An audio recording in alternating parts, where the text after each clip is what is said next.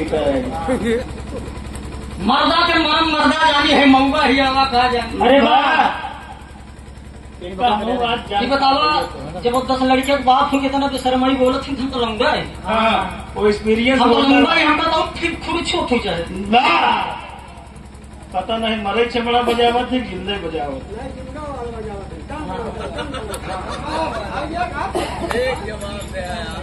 और रही बात जानत है जैसे अगर भोग मेहरा बैठे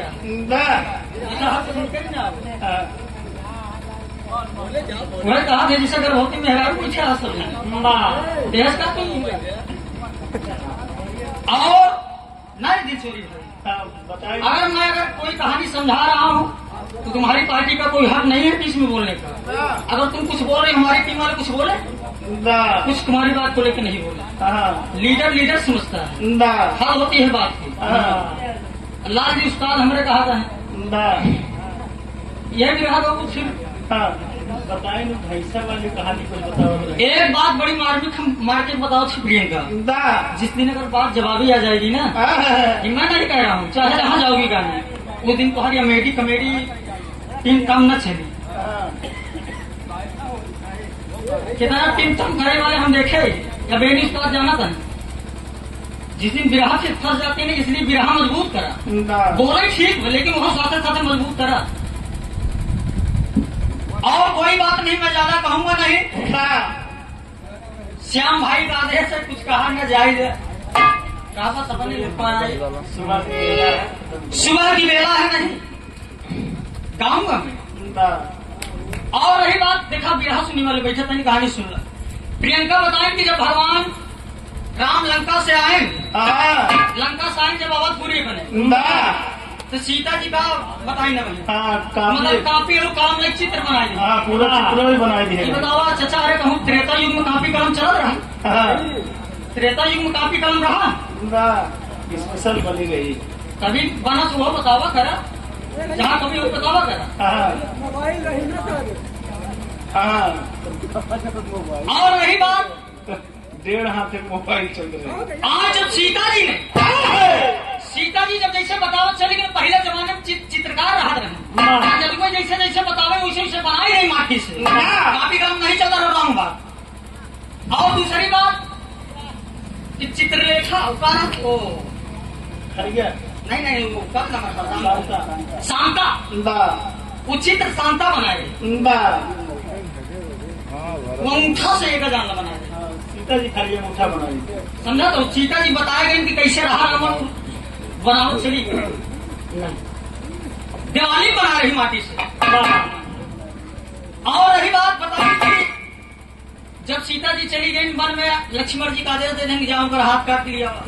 हमें नहीं बात समझ पाओ थी माँ ने चला विश्वकर्मा जी प्रकट हुई है कि हाथ नकली काट के दे दे खून चिवत रहा, लेकिन राम के दे दे सीता काट करिए। बतावा जब लवकुश पैदा है तो लवकुश साथ सीता ना गई ना पूरी भक्ति फाटी की सीता नहीं आई गई। राम आंदर रहे अथवा सीता नहीं रहा।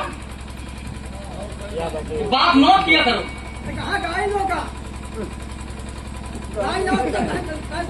बिरहा गावा करा तो कहानी समझाए गावा करा।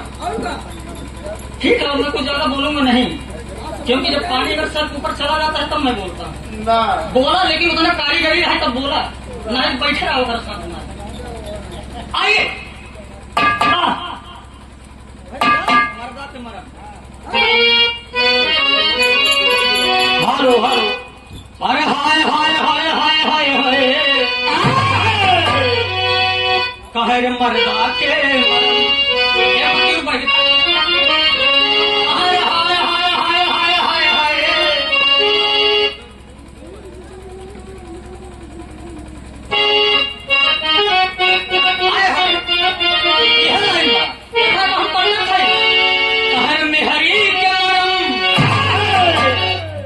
एक समझदार औरत ओकर जब समझदार औरत समझ सकते। चोरे संगत चोरस होत चाचा, चोरे संगत चोरन सोच, लंघन के संगत लंघन सोच। लोहन से कटल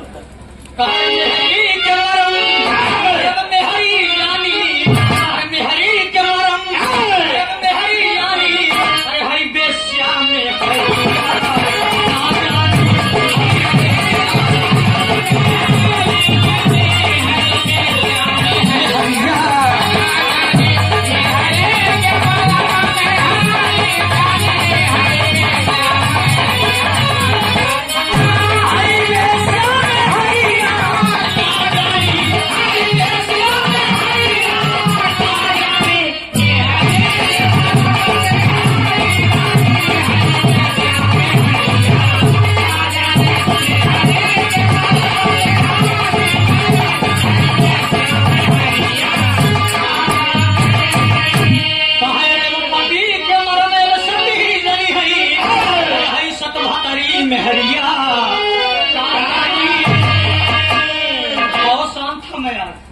कुछ नहीं बोला मैंने, अपने बिरहे को अपने धुमकच को अपने लहजे में ले गया। वाह मैंने कुछ नहीं कहा, लेकिन उधर से भाटा का चलते भेड़ी चटनी बने थे। अरे क्या जरूरत थी?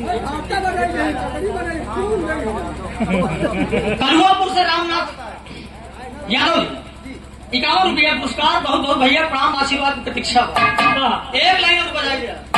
कहर में भली ढोल बजाई, कुर्सी लेके बैठी। कहर में भली ढोल बजाई, कहर का दही गावई गनवा।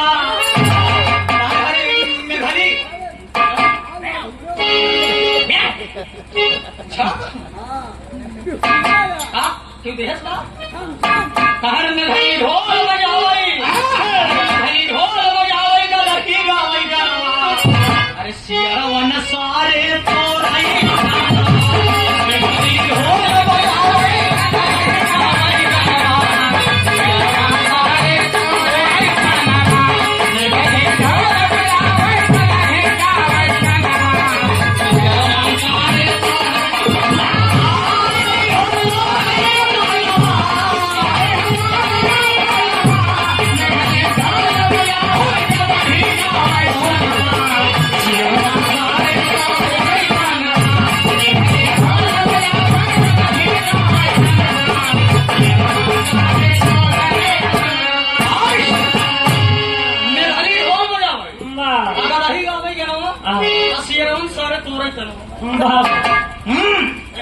माई लॉर्ड पॉइंट नोट किया जाए। जाना तो जब अगर शेर सो रहा है तो उसे छेड़ो मत, जाग जाएगा तो फिर खतरा हो जाएगा। इसीलिए मैं कहता हूँ सोते हुए शेर को छेड़ा मत, उंगली मत किया करो। क्योंकि मैं अगर शांत हूँ तो शांत हूँ। अगर तीसरी नेत्र अगर मैंने खोल दिया तो भस्म हो जाएगा। अगर तीसरी आंखें खोले भस्म भया बार भोले दानी। वाह हाय हाय हाय हाय हाय हाय कसम से भाई भतरासी बाटी घूम के आयु मथुरा काशी भाई भतरासी बाटी।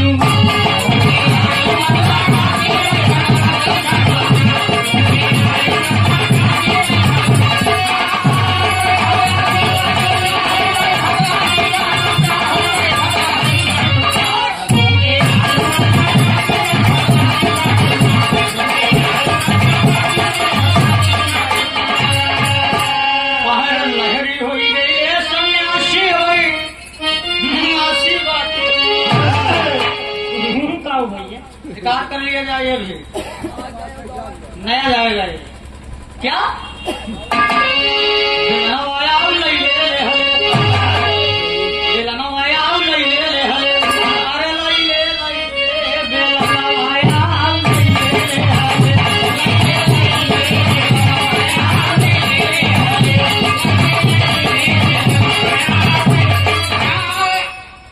छोटकी दौड़ के बोली बड़की के समनवा देवरान जेठान नहीं। जब देवरानिया जेठनिया मिले में रही तो वहाँ खूब घर गृहस्थी बनाई चाचा। जब घर गृहस्थी बनाई, जब अलगाई गई, खेत बाड़ी घर दुआर रुपया पैसा जब कुछ आला हो, वही बड़की मेला से खिल बेलाना खरीद के वही बटवारम छोटकी के चला गया। वही छोटकी दौड़ के बोली कहा तो जब कुल अलगाई ली हो हम दौलत अलगाई हो तो हम बेलाना लेके चाहता। छोटकी कहा तो दौड़ के बड़की से, छोटकी दौड़ के बोली बड़की के समनवा बेलनवा या ले ले। मतलब साफ कुछ उल्टा पुल्टा नहीं है। मेरे दर्द दिल की हाय हाय हाय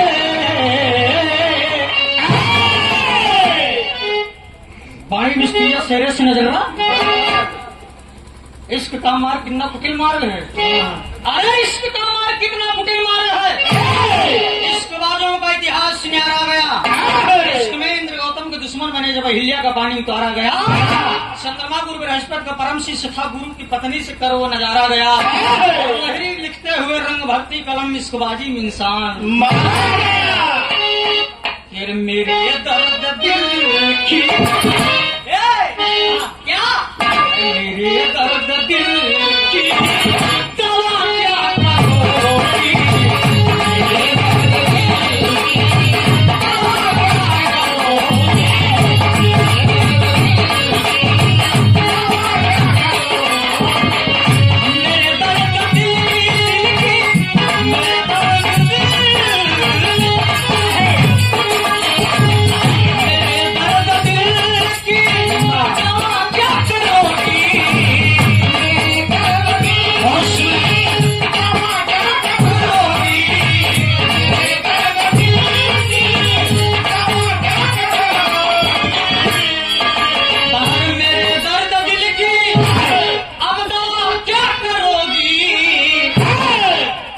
बड़ी बेवफा को बड़ी बेवफा